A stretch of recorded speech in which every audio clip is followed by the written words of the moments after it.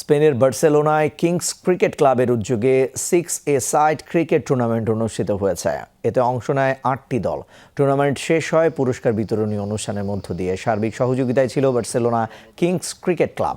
বার্সেলোনার মনজুইক মাঠে অনুষ্ঠিত একদিনের এই টুর্নামেন্টে ফাইনালে পরস্পরের মুখোমুখি হয় টিম কাসাবাংলা এবং রাভাল কিংস।